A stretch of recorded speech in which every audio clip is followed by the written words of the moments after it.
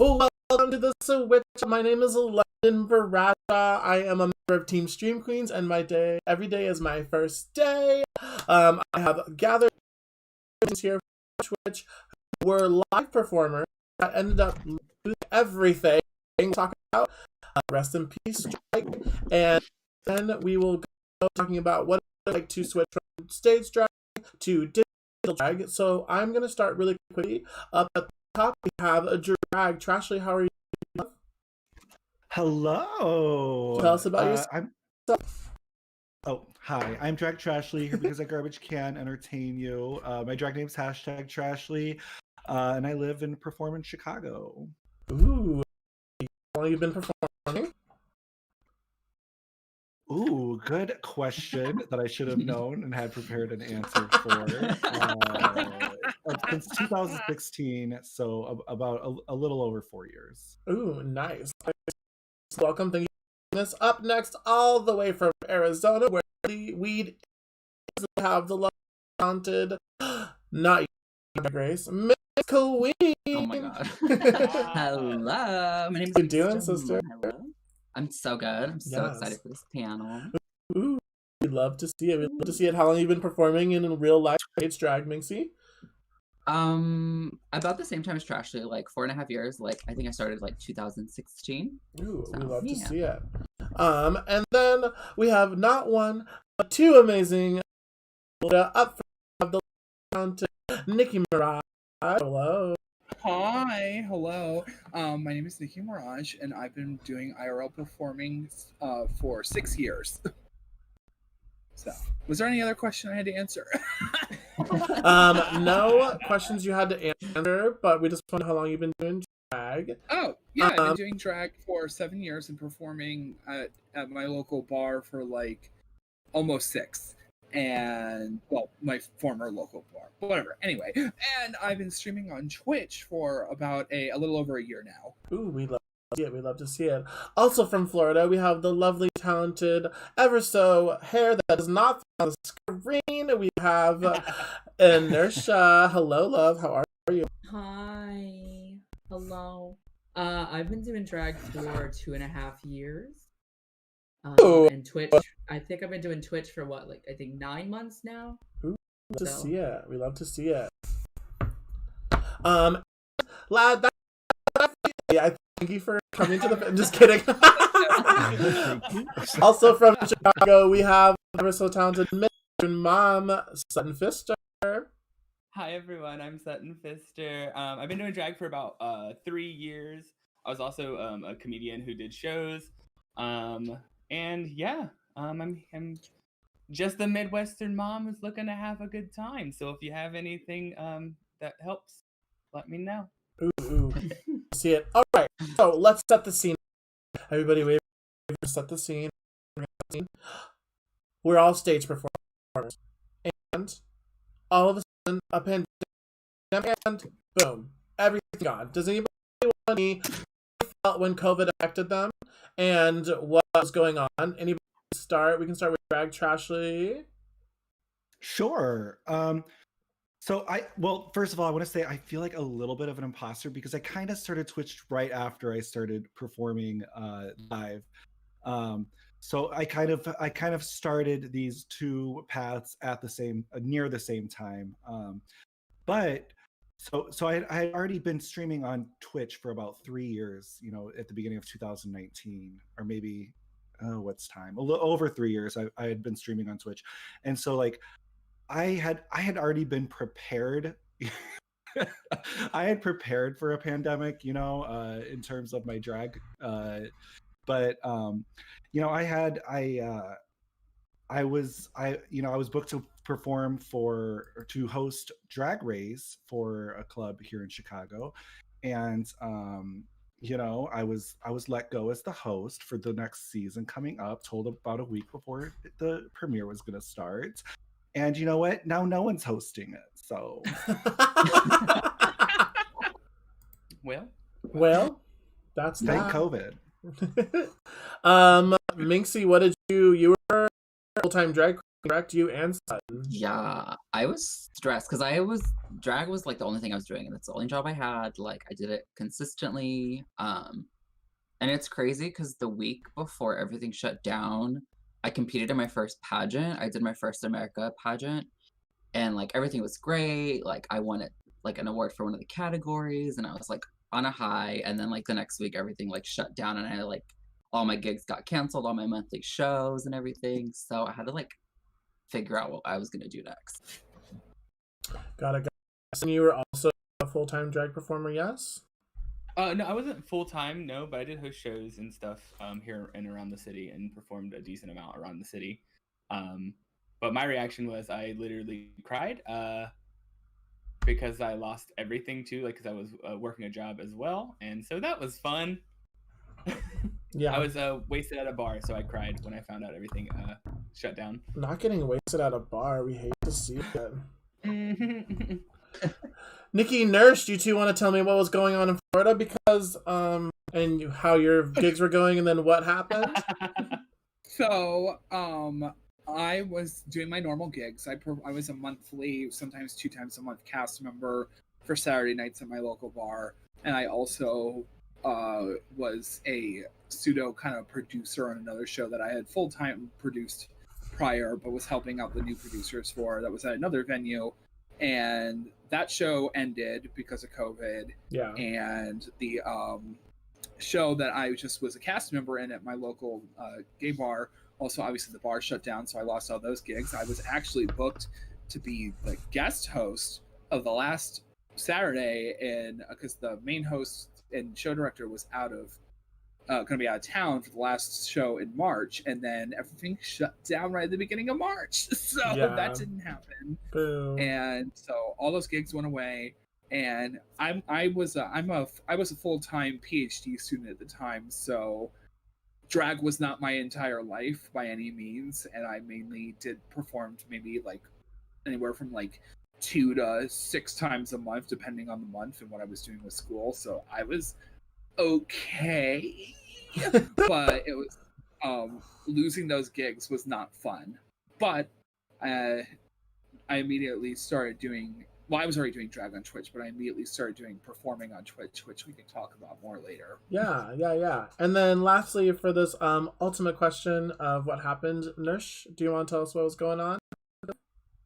Well, first, I can't really answer what goes on in Florida because no one knows what goes on in Florida. But basically the same thing as Nikki. I was also a cast member at the same bar monthly or twice a month. I was actually one of the new producers she was talking about that she was helping with one of those shows. So I had literally just started producing that show.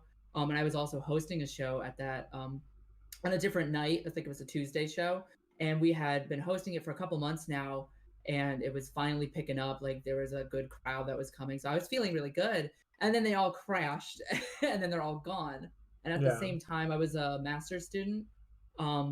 So it was, I didn't have nothing to do after all the bars closed and everything, but drag was very much my like relief when I was doing my master's. So it was like all of a sudden no fun. It was basically like I had nothing else to do but suffer. I shouldn't be laughing. So basically I had like, it was March. So March in Seattle is Comic-Con weekend. So I had Comic-Con and then all these amazing events. And all of a sudden, just like one by one, it was like gig gone, goodbye, see you later. So yeah, I definitely feel where you all are at. A question I did want to ask you all that you all agreed on was how do you feel about streaming? Where did you start streaming and how did you feel when you started? So for me, I was very worried. Like an example for me, I was very worried that people who would stream before the pandemic thought that maybe these stage queens were just having another platform to use. So they may have thought that I was coming in and taking over their space and possibly instead of making friends, I was going to make a lot of enemies. Did anybody ever feel nervous or kind of curious about that situation if we didn't stream, or what it was like going to completely full time? Because I know there's some of you that streamed before the pandemic. I mean, like when I first was trying to put together a stream schedule, I was like kind of lurking around and oh, this person's streaming on this day, so I can't do that, and like trying to like work around all these times so that I wasn't like stepping on toes or like crossing any like schedules. And so I was stressed because I Yeah. was like trying to figure out like what everyone's schedules were. Yeah. So that was like hard for me too. I kind of felt the same way where like I didn't want to like come in and like, you know, bother anyone or like make anyone like question what I was doing. Yeah. Anybody else? What do we feel about when we started streaming? How do we feel about when we started for the first time? For me, it was weird because I had known about Twitch before the pandemic, but pretty much the only thing I ever really did on Twitch was I would watch Nikki while I was doing homework, and it's because she had a gun to my head and she said, "You better watch me." No, I'm kidding. But I would that's the only experience I had with Twitch. And then she, right before the pandemic, she decided to do a stream where she painted me, and I like took over her stream and played Overwatch or something like that, if I remember. And then she was like, "You should get into streaming," and I was like, "Maybe later. I don't know. I'll think about it." And then we lost all our gigs, and I said, "Well, now's the time. Let's do it." And streaming was like weird. It was a lot to learn, so it was very overwhelming. And I basically was just like, "Let's figure it out as we go." But I'm glad I did it. So yeah, one good side to it. Yeah. Sutton, Trashley, and Nikki. Yeah, I didn't start streaming until like around July or so, because I was so worried about it. Because when the pandemic first hit, you know, everything started going digital, and they're like, "Here's like digital shows. You want to do a digital show?" And I was like, "Sure." And then I did one. It was like Instagram or something. But then everything started moving over to Twitch, and I didn't really watch Twitch beforehand too much. But once everything started moving over, I started seeing other drag artists who weren't performing, who were actually like playing games. Like I knew Trashley, I know Trashley here in Chicago, and so I knew she was playing games and stuff, but I didn't know many people. But it took probably about like 4 or 5 months into the pandemic for me to be like, I mean, I guess I should try something. I mean, I don't know. I actually messaged Trashley, and I thought it was going to be too oversaturated because of all the drag shows that were going on. And I said, girl, no, there are so many white straight boys screaming on Twitch. We need more drag queens screaming. Yeah. Right. And so then I did it, and like I'm always nervous about like everybody else who is streaming and doing the same thing, like of people getting upset at me. Like I don't want people to be mad at me at all. Like I'm a I like to please my friends and people, and not in that type of way. But I also maybe but Whoa. Just ask me on a date next time. Jeez. But yeah, I mean, starting Twitch was very nerve-wracking, but I mean, I've loved it. I think it's such a great outlet for especially for me, who was a comedian, needed to talk to people instead of just doing digital shows. I don't know. We'll probably talk about that later. Yeah. I don't think that you make people upset, but I swear to God, if you ever leave me on the hook again in daylight, I will come for your gig. Thank you. I mean, if I'm on dead hook, I'm leaving. I'm sorry. Oh my God. Nikki or Trashley, any of you want to respond to this question or have any feels about it? Sure. I started, like I said, I started Twitch when I thought I was the only drag queen on Twitch. I could not find another drag queen on Twitch, and I was like, well, I'm doing this. And then I found Dear a little, like maybe a month and a half into streaming, because there's, you know, it wasn't that easy to discover drag. There was no drag tag. I found Dear just through like another like message thread outside. Well, Twitch used to actually have like a Facebook wall type thing, but that's gone. But anyway, I found Dear through that, and I started Twitch at the same time I was starting performing, and I found like I wanted to do drag, and I realized if I wasn't doing drag, that I'm not doing drag. So I had to find a way to do drag that worked with my schedule, which was full-time during the week, when really the only gigs available to queens starting out are going to be, you know, tip spots during the week on like a Thursday night. And, you know, sometimes I would try to do what I could on the weekends, but Twitch for me was like a way for me to grow as a drag artist. Yeah. And I think when the pandemic happened, I was like, I mean, I was upset because of other reasons, but I was really happy that all these drag queens were coming to the platform where I want drag to grow. like every time a drag queen comes to the platform, I mean, they bring their their fans, and they're fans of drag and video gaming possibly, and it just helps us grow as a community. Yeah. Nikki? Yeah, so because I started, I was working in drag, performing at my local bar and scene for a very long time before I even knew what Twitch was. But I did come to Twitch like 8 months prior to the pandemic, and the reason I came to Twitch is I saw a clip of Angel XL on Twitter go viral playing Overwatch and brushing her hair, and then that brought me to Twitch, and then through her I found Elix, and then through Elix I found Deer and the Stream Queens, and at the time the Stream Queens was a much smaller team than it is now, and it was I don't know, I was like, I watched it for several months and I said, well, that looks fun. I want an avenue to do makeup and be fun on the internet in my own house, and I started doing Twitch, and I thought it was when the pandemic happened, it was awful. But I will say that a lot of people came to Twitch, and a lot more drag came to Twitch, and that's amazing. But a lot of viewers came to Twitch too. So even if it was quote unquote oversaturated, which Twitch is already oversaturated, like Trashly said, with like cishet white dudes. And there's enough people here for everybody to have a community. Yeah. And I think it's amazing that we have such a like thriving drag community here on Twitch that typically tends to be a lot more uplifting and a little less catty than the IRL drag scene can be. Yeah. Which, like, there's been some drama here on Twitch, and we won't talk about it really, but I think, like, one day I was, like, talking to Minx, and someone was like, there's so much drama, and I was like, this is drama? This is two people in the back dressing room fighting. This is not drama. They're gonna get over it, go on stage, get their 2 drink tickets. Speaking of drink tickets, I wanted to know why you all, obviously Twitch is more than worth 2 drink tickets, which I don't know if y'all got 2 drink tickets, but that's all we got. Why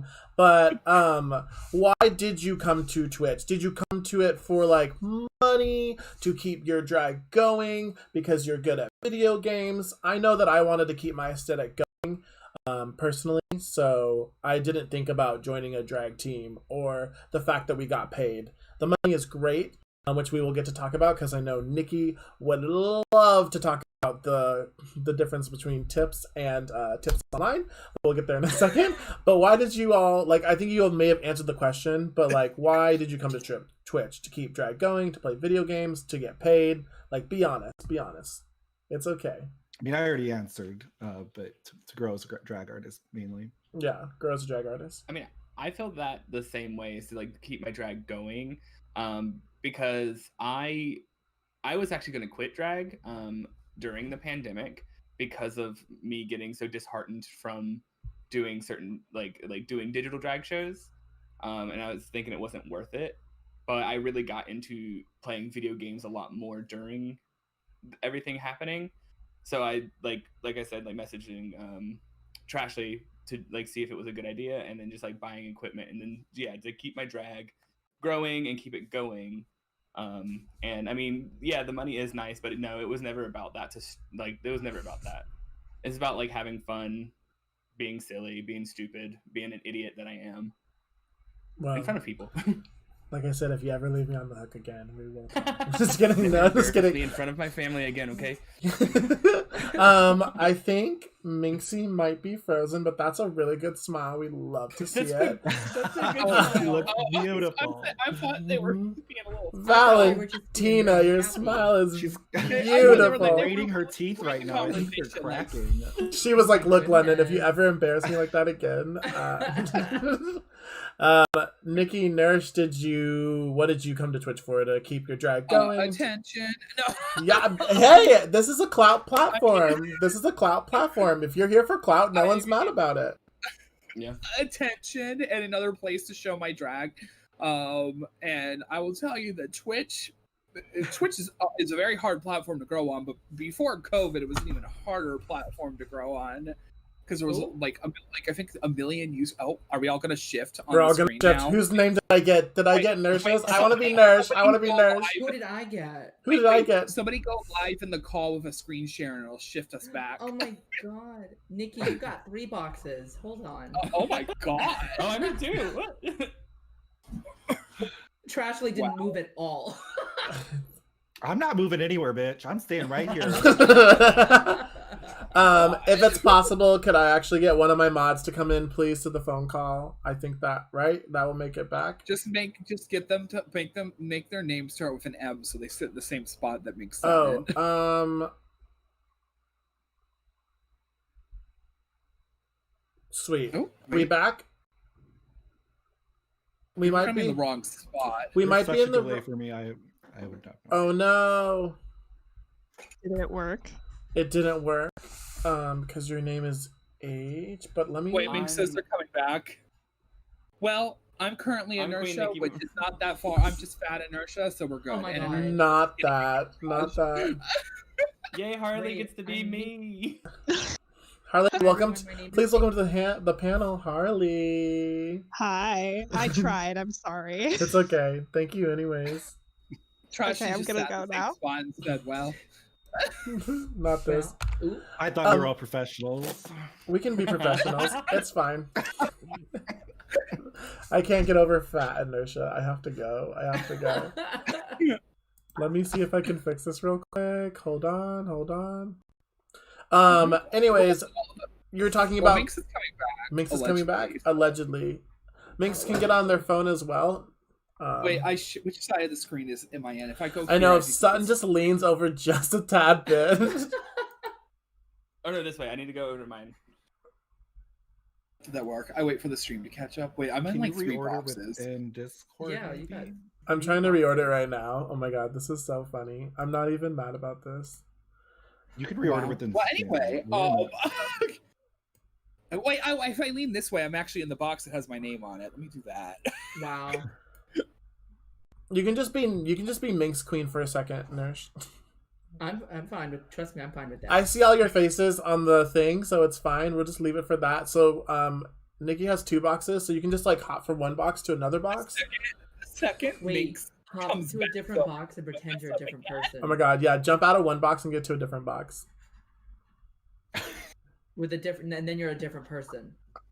Oh my god. Anyway, this is fine. Minx is just Inertia. It's fine. Oh wait, Minx is coming back. Oh, they're in the waiting room. Okay, wait. I'm doing whatever. No, it's he's here. It's. What happened? No, Minx is here. Period. Minx is here. Okay, no, period. Is that 60 BB as Minx? That's a good 60. Well, that's fine. Minx, can you hear us? Did you move my box? Am I gonna be off now? No, you're back where you were. You might be a little off, but we're not going to worry too much about it. It's just me back to where I'm. I moved your box back. I moved your boxes back. Oh, I just no. These are gone. I just ripped it. Oh my gosh. Whatever. All right. Minxie doesn't have a camera on, but I hope we can hear them. But this is like another thing that we talk about. Like, this is one thing to like talk about. Like, no one is prepared for the things that happen on the internet. So one of the questions that we have here today is, if you could have one thing for someone to tell you about Twitch, what would it be so you would be prepared for things like this to happen? That Twitch is not good for your mental stability, love. Oh my god! Wait, actual Minx is back. Mine is like exactly what's happening now. No matter how good you are, you're gonna have technical difficulties, and just know that everybody has technical difficulties all the time. Yeah, technical difficulties happen. So like I said, this is one of the struggles about making the switch is internet going out. Right. Are we back? We're back. You're back. You're back. Welcome back, love. We love you. Y'all. Don't be sorry. Things happen. I think that, like making the switch. But we were talking about why did you join Twitch? Nikki said attention, and I mean, we're drag queens. Hello. That makes sense. It's part of the equation. Yeah. We wouldn't put this much time into it if we didn't like the attention. Yeah. Wow. I think for me, my thing was just a reason to keep doing drag and to keep perfecting it, and so I just always freak out if I take too long of a break if I'm gonna forget how to paint my face, so I need a reason to keep practicing on it. Another big reason beyond attention for me was that I knew that I was going to be finishing my degree, and then leaving my main town where I was established. So Twitch kind of like I have been building this up as like a backup for me to not a backup, but like another avenue for me to do drag while I'm in a very transitional stage of my life. Yeah, that's fair. Anybody else have any opinions or inputs? For me, it was like fulfillment. Like, I really love drag, and not being able to do it was not gonna happen. Like, so whether there was Twitch or not Twitch, I would have, I would have still done drag. Just it's for me because I love it. But the idea of getting to do it and still getting to interact with people, though it not being the exact same way, was like positive to me. It was appealing, which is why why I hopped on Twitch pretty much as soon as the pandemic hit. And I was already thinking about doing it too. Yeah. So this kind of pushed. I think it was very stressful for me to get on Twitch. I had no idea what I was doing, and I still, before this panel, had no idea what I was doing. But we're out here. So, like, there's a lot of things that you have to go through to learn how to do technological stuff. And even though, like, I have that kind of background, it's still just very hard. Which brings me to another question is, what do you all miss about stage drag that you didn't get in digital drag? Like, an example is, I am a dancing queen. And so for me to dance harder and burn my heels into the floor, I need like the loud, thunderous applause. Because is this dance working, or is this move working, or is this funny for me? Like, I guess Sutton, you're a comedy queen, so you have an opinion. Like, you don't know if you're funny or not because you don't hear the laughs of people, which you told me before, which we'll get to for you. But for me, again, it's like, I need to know what the audience is this dip working? Is this backflip working? Is this hair whip working? But I don't know what's going on because you're silently in your room dancing to yourself and you just see people typing on the computer. So what are some things that you miss? I miss free alcohol as well, so let's be honest. Oh, same. That's the tea. But well, yeah, because you mentioned it. Yeah, I'm a comedian, so like I did sketch and improv comedy. And a whole thing about that is like, if people are laughing at you, then your bit is working. Or if people are laughing at you, you are doing the right thing. And so you have to workshop things for sketch comedies and stuff like that. And that's how I take my I put into my drag numbers. And with the whole digital age, you're just recording yourself in front of somebody, and you don't know if the idea is gonna work or not. And like, you don't know. I just don't know, like, if I'm not hearing that laughter, then I don't know if I'm doing it right. I won't go harder. Like, I won't do like, oh, I did a funny face. They like that. So I can do that again, even more. It'll be funnier. But when you're doing that for the digital shows, you don't know. You just don't know. And that was a big fear of mine. It's just like having a flop, So that was my biggest fear. Like my biggest like thing about the Switch is like, that was scary. Still is. It was and it's just interacting with live people. That's all I was gonna say. Yeah. And being on stage is so much different than being behind a camera. That not only is there the live responses and applause that you're getting for your performances, there's like the in-between moments when you go around and you socialize and make friends, and you don't get that. I mean, you make friends and you socialize, but it's very much more one way when you're behind a camera on Twitch. And that I'm just talking about streaming on Twitch, particularly for submitting a pre-recorded video for a drag show. That's, you do so much work and then you just watch chat. Like, you don't get to see people smile and their eyes light up, and that's disappointing. But I still do like putting out a nice finished product. Yeah, performing.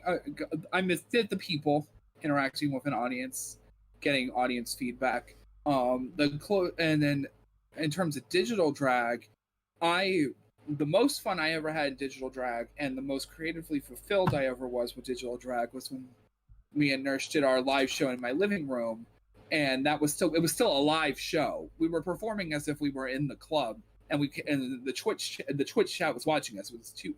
We were performing to a webcam in my living room, and so it still felt like a live show. And there was still enough room to dance and move around. So that was good for us for like those 3 months right when the pandemic started, when we did that show. And while I do have fun and get creative fulfillment from making the video, like the pre-recorded video performances, they're just, I don't know, something about being live and in the moment is just more fun for me. Yeah. And another question before we continue is, Nikki, is there something that you wanted to talk about with the rest of the gals? Like, do you feel that there is a money difference from when you're performing in live drag than you are in stage drag? It's a subject that is important to you, and I feel like it's something that we need to talk about here on this panel alone. So 100%. When small cast shows, you're gonna make more money because there's less people have to spread their money around. But when you're in a cast with like 20 something people, hardly anyone is tipping at all. Like I can sit there. I spent, for instance, like 6 to 12 hours editing a digital performance recently, and I made $2 in tips off of it. Whereas live performing, I can go out there and make $50 in tips on one number or more, depending on where you are and how the night is. And that's just for 4 minutes of my time. Well, Yeah. and then time getting into this. But that's why for my recommendation to live shows is always have a shared tip pool, because people are more willing to throw $5 into a pool that's going to be split among 20 performers than they are to send every performer a few dollars, because that's a lot more money. yeah. And that's always been my suggestion to anyone producing a live show. And for instance, the live show that's happening on Saturday for Stream Queens Con, I was adamant that we have a paypal.me for that. So we have paypal.me/streamqueens, which is going to be active during that show, so that at least maybe if you want to tip us, you can tip everyone there. And even if you give like $5, everyone still gets a few cents from that. Yeah. But that's just been an issue that I have noticed with digital drag, especially in large digital drag shows. Does everybody in this group feel kind of that way? And I'm not here to say it is a pandemic, and I know that not everybody has money, but it's also just like an important thing that like I feel like you performers here on this panel right now, you work very hard to look stunning. You all look amazing tonight. So does anybody else feel that way? Along with the other question that I asked, I kind of like cut off the question, but we got to this because we're on the subject of what are we doing Twitch for to improve our drag, but we're taking time out of our day to do 9 hours of video editing for a 6-minute video to make maybe $1 on or zero money. So does anybody else have concerns about that? I definitely agree with pretty much everything Nikki said, because it's like I didn't realize until doing digital drag that editing a video is hard. Like it's not as editing a good video. Like if you want to be fun, because I did a lot of the drag that I did live was deep rooted in humor and comedy, and trying to translate that to a video means that you have to get everything right. You have to get the timing right. You have to get the shot right, and it's not easy. And I didn't realize that. Doing the like live performing in the living room was different, because it was like the only degree missing there was the people, which is what I miss the most, is the energy of the people that you feed off of. But like digital drag is hard, and there's really not much of a return other than you have content that you can then share and post, and people can watch it and enjoy it with you. But in terms of like monetarily, it's like what Nikki said. You can perform live at a club and not have to put nearly as much work into like you're just you're doing your act or you're doing your song. You have control of everything. You can control what people see. But digital drag, you have to make everything from scratch, and you don't get nearly as much money from it. Mm-hmm. Sutton, Trashley, and Minx. I've never gotten a booking fee for a digital drag show. I don't know how Right, yeah. Literally. It's usually a shared pool, and you get what tips you make. It's never a guaranteed thing. Like if this were my only career, it would be terrifying. Mm-hmm. Yeah. Yeah, Minx, I think like you're a going back full-time to drag the artist. going back to like the first question, I think one of the things I miss too about doing shows at the bars is like the backstage kiki with like all my like siblings and like friends and everything. It's just, again, yes, you're making friends on Twitch and you have them in chat and everything, but it's different backstage. Like all of us are like in our wig caps, like changing in between numbers and just like having a ball. And so like I miss those moments. And yeah, just like I try to like write down what shots I need to get for my digital numbers. But like in the moment, it's hard to keep track of that. And then, up until it gets shared live, you don't really know what anyone's going to think about it. So you're sitting there like at least for me, like I kind of overthink everything, and I'll send it to people and I'm like, let me know what I should change or what do you think? Because like I just get so in my head. Sunny, do you have anything I agree with it that the digital drag is like the digital drag shows like for me are not for me. I did a show once and I made $0, and it takes time to do this. It takes time to get into makeup. It takes money to get into makeup, and to do that, like to do a show and not make $0 or not make any money, kind of breaks you and makes you want to quit drag. You know what I mean? Did for me anyway. The other question I have is for along with this, if you could tell someone who wanted to start drag and streaming that came from came from stage drag to digital drag, what are 5 things that you could think of that they need to be on Twitch? Like a stable internet connection. Yeah. Maybe so. Money. Let's be honest. This is not a cheap hobby. This is expensive. Even if you just want to start out, you do need a good internet connection. You need some sort of webcam, and you need a computer, or I guess to stream the actual stream, no matter what you're streaming. Yeah. I think you also need like the realization that you're going into things that you're adding another layer of things you can't control to it. So like you're doing drag on the internet, but if your internet goes out, that's not necessarily something you can control. Like that's not, it happens, and it just makes it more frustrating. You need to, so patience is a big one. Yeah. I've had times where I've had a VOD cut into like literally 8 pieces because either the internet kept cutting out or Streamlabs kept crashing, or it's a lot of patience is very necessary to succeed in a field like this. Yeah. I also think that like for Minxie and so we play Daylight all the time together, and like my internet will crash in the middle, and it's like you could have so many viewers and then you lose everything and you're like, well, that's it. That was the game. Thanks for coming. Son, what do you think that you need to bring to if you could have 5 things you need to tell another drag artist to bring to Twitch? A personality, be yourself, but like a personality that like I don't know how to word this without it sounding bad. I mean, somebody to be entertaining, like be yourself, like have fun. To Nurse's point, patience. Because if you're starting out streaming, you're not going to have many viewers in there to start, and you just need to be patient with that and keep going, keep pushing, don't quit. Like if it's something that you want to do and something that you're having fun doing, keep going. Yes, a stable internet. Don't do what I did and buy a very expensive computer to start. Buy just something that could, handle a game or two. You know what I mean? Save your money, but it does take a lot of money, like Trashy said as well.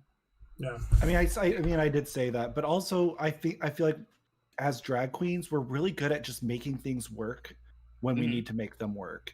And I've seen queens use their iPhones as their webcams, or just like figure a way out to make streaming work for them. And so I do think it's possible, and it's okay to actually start small and work your way up. I definitely would say I agree with y'all. I started with a MacBook and an iPhone, and I was streaming makeup in my garage without a green screen, and we were just talking with 7 people, and now here we have a green screen and 2 computer monitors, a stream deck. Like it just progressively just got forward. Do you all think that maybe if COVID was not, like if the COVID vaccine reached you and you were able to take it, would you go back to stage performing full time and leave Twitch, or would you try to balance your time between Twitch and stage drag, or would you just stay on Twitch? I mean, I'm not leaving this platform. I got real close in December to wanting to quit Twitch because I didn't know I didn't know what else I could do. It was like viewer averages of 1 to 3 viewers for like the first like 4 months of Twitch, and it was very difficult, and I almost quit, but I didn't. I got it together. I started having a good time, and now I love this platform so much, and I would never want to leave it. Right now, it's my only form of drag. Our bars are open in Florida right now. I could be traveling back to Gainesville because I'm still in Florida right now to perform, but I don't know. Because of the vaccine, I'm staying here, but I'm also content with being on Twitch right now. And even when real life performing is back to full swing, I want to do it, but I'm also very happy being here. Hold on, let me take a puff of my cigarette. Oh, honey, 1 to 2 viewers for 3 months. Honey, back in 2016 when I started drag on Twitch, I had 1 viewer for like maybe 2 years. Like literally, I'm barely joking. Like it was nothing, and I didn't do it for that because I did it for the experience of drag, or that's what I told myself to keep myself sane. But no, I'm not. But I felt the same way as you. I felt like, I don't know, is this going anywhere? I was only streaming once a week until COVID happened around the same time that I got fortunate enough to be asked to be a part of the beauty and body art program, which required me to stream more than just once a week. And so I just kept that going afterwards. And I'm just like, well, I guess I need to gravitate towards Twitch, which is where I feel like I'm belonging more than I have been in the club scene, where I've just been like, grinding along and making it nowhere. I mean, it can go. I mean, it can go both ways in both areas. Yeah, and to add to that, it's like I've been doing drag in my club scene for 7 years, and I still, to this day, now not even being there very much, felt underappreciated by my club scene constantly. And then going to Twitch and still feeling sort of underappreciated for a very long time, it was hard. And yeah, I know it. Like you said, I was just bringing that up as I started Twitch 8 months before the pandemic, and it's more a point of viewership was hard on here before everyone was watching Twitch. People spent years trying to get affiliate. And now people can hop on here and get affiliate in 1 week. So I don't know. That was just kind of where I was getting with that. Nurse Minx, I know that we wear masks, and I'm not calling you two out. I know there are 2 performers in this chat that do still perform live, so how do you 2 feel about it? And then we'll get to Sutton. We just started back our show, and it's very tame. It's not back to what it was at all, and that's what's the weird thing is it's so different now, and it's still a risk, but just going back to last Friday, I had a show, and before I got my pay at the end of the night, I had 25 cents in my account. I'm constantly struggling waking up and not sure if I'm gonna wake up overdrawn in my account or whatnot. So I'm at this point where this is what I have to do, and it's scary, but it's either this or I'm going broke and I'm gonna be struggling even more. And our shows are great. No one's allowed to get up. We don't do cash tips. We don't leave the dressing room. We don't leave the stage. People don't go up to us. It's limited cast backstage. It's limited occupancy. But I mean, even then, it's still, you have to choose, is it worth it or not? And like I said, for me right now, I have to do it. Nurse Sutton. I know for me, it's something similar to kind of what we talked about in the balancing the professional life. It's competitive. So when my bar, so here in Gainesville, there's only one real staple bar where you can do drag, but there are a ton of queens. And I had earned my spot as a cast member there, and so I had priority to come back. But if I had said no, there's 20 other people who would have taken my spot, and by the time the pandemic ended, I would have lost it. So it's I didn't have to do it, but I didn't want to lose what I had really worked very hard to earn in IRL drag. And it's what you said earlier when people bring up drama on Twitch. That's nothing like the stuff that happens IRL. Like people will literally stab you in the back to take For what sure. you've earned. And I still like Twitch did fulfill me a little bit, and it still does, and I enjoy it. But it's totally different than performing live. So yeah, I jumped back on the opportunity to perform live when we could. And the first time they opened back up, we were confined to this tiny little stage. It was absolutely awful, but I still did it. I didn't necessarily like it, but I still enjoyed it because we had the opportunity. I had the opportunity to see people again who I hadn't worked with in a while, and I missed them. And now it's we're back to being able to perform kind of all over the floor, but we have, obviously we have to wear a mask, and the patrons have to wear a mask. Not all of them do, and they get kicked out if they don't, or at least they try to.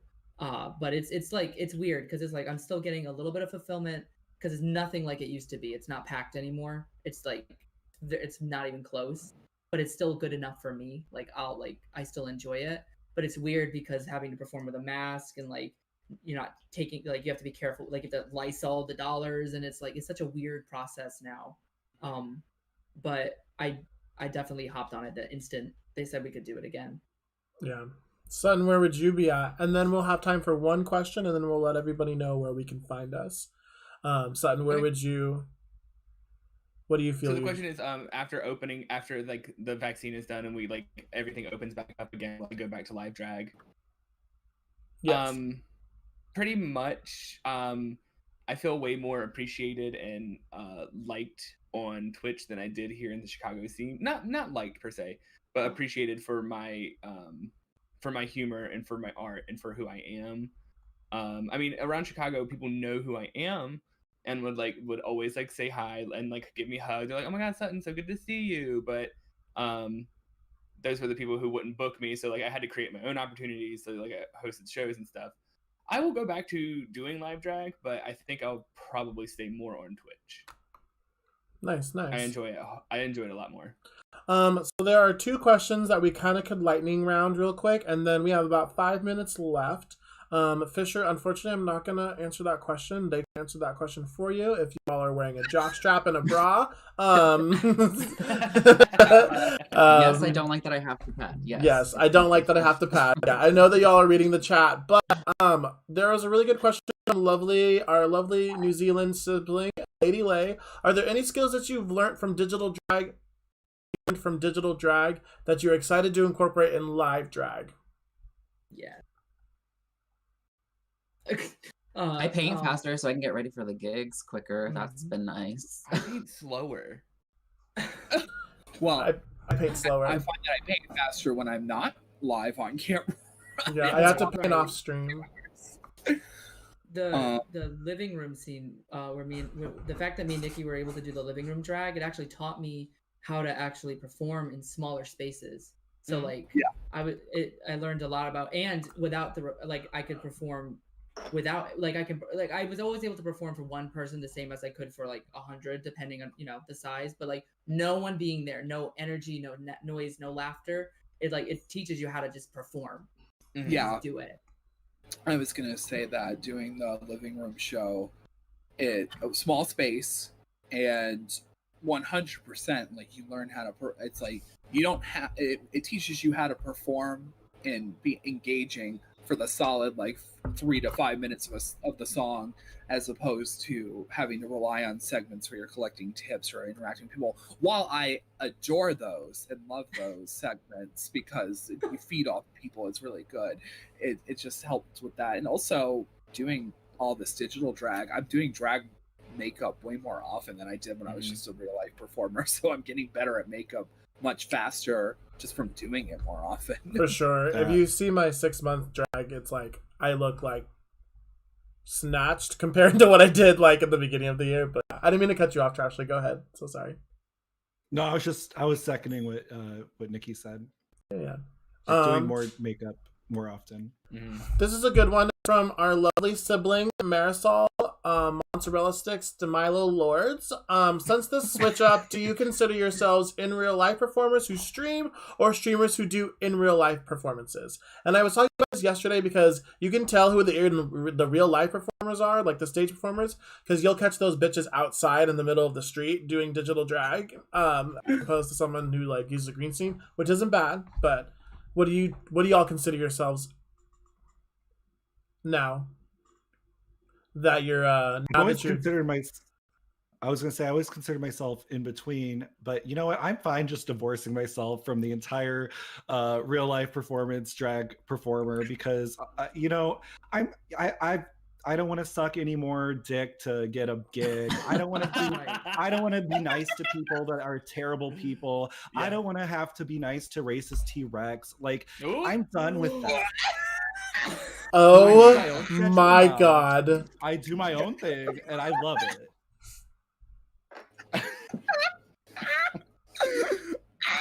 Oh my. Cancel me, bitch. All right, yeah. Mm-hmm. No, I feel that 100% Trashy. That's like for real though. I mean, especially in Chicago, the drag scene is very toxic, and yeah, I mean, I would say I guess I'm a streamer who sometimes does IRL drag. Sorry, the chat.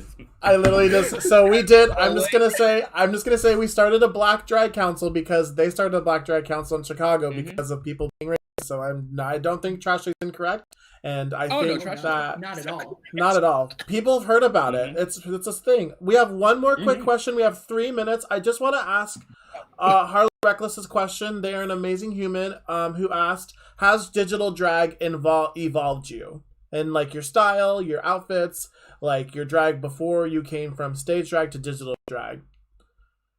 I think so. I feel like the same way, like you said, like you felt more snatched, like after like looking at the like beginning of the year versus where I'm at now. I feel like I've evolved in different areas, which is part of the reason why I think I would still continue to do Twitch after everything, because it's taught me a lot and it's like I've gained a lot from it. So I would never want to be like, all right, well, I'm done now. Like, I don't want to abandon it because I've put so much love into it and I've received so much. So like, I don't think I could ever leave. You'd have to like kick me out. Yeah. We have 2 minutes. Anybody else have any opinions on this question? I feel like digital drag, like, or even just Twitch. So like any form of digital drag, because even being here right now, when you're at a club performing and you're like doing your makeup and all that, it's dark. Though you are under a spotlight, but you can get away with like a little bit like more little things. Crunchiness, you know, like.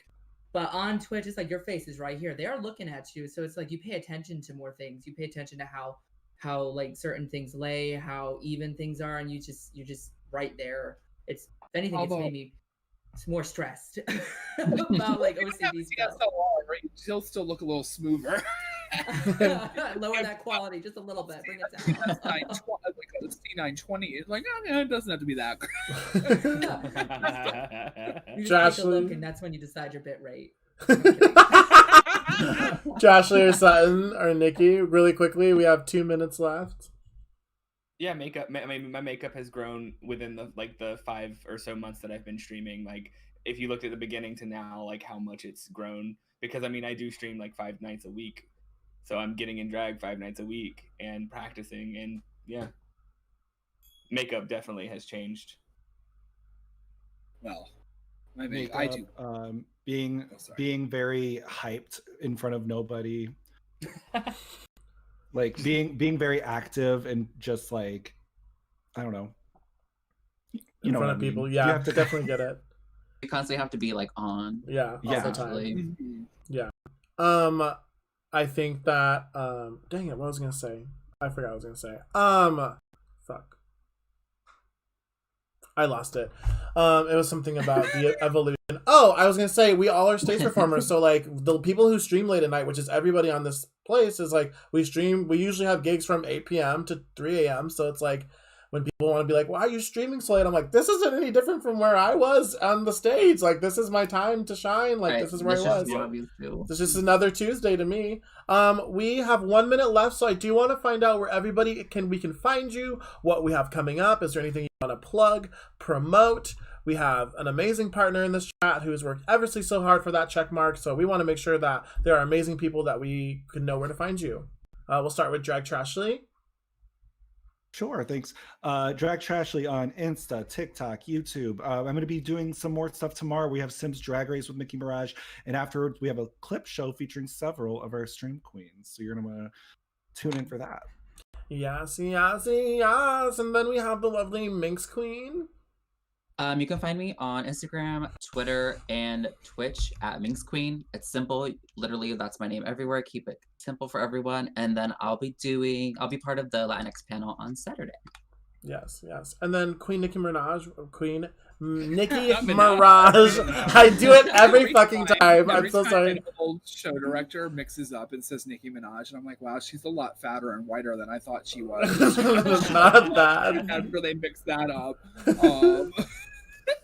Anyway, you can find me on TikTok, Instagram, Twitch at Queen Nicki Mirage, spelled just how it is under here. And you can find me on Twitter at Nicki Mirage Live. This is my last panel at the con, so I am free to just enjoy the convention for the next 2 days. But I stream on Wednesdays consistently, and then either Saturdays or Sundays. Yes, we love you, Nicki Minaj. And then we have Inertia. Hi. You can find me. Hello. You can find me on Instagram at all that inertia, and everything else is Nurse. With a weird placement of an underscore. It's complicated. But I do stream every Thursday and Sunday on the platform. So, hi. And then Sutton Fister, you just changed all your stuff. So where can we find you? Yes, you can find me on Instagram at Sutton Fister. On Twitter and TikTok, it's Sutton Fister. You can find me on Twitch at twitch.tv/Sutton Fister every Monday, Tuesday, Wednesday, Thursday, and Saturday at 7 p.m. Central Standard Time until whenever the fuck I feel like it. Awesome. Sounds great. And last but not least, if you loved this panel, my name is LondynBradshaw. And if you didn't love this panel, my name is T-Rex. Awesome. Sounds good. You can find me at LondynBradshaw at twitch.tv/LondynBradshaw, making space for Black content creators and queer content creators of color. And thank you so much, everybody, for this amazing panel. Y'all killed it. Thank you for the technical difficulties and working through those.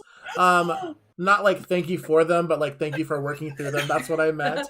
But yeah, if anybody wants to cancel me, Black Lives Matter, so I think you should try it next time. Anyways, we are off the air. Have a good night. Mwah, mwah, mwah.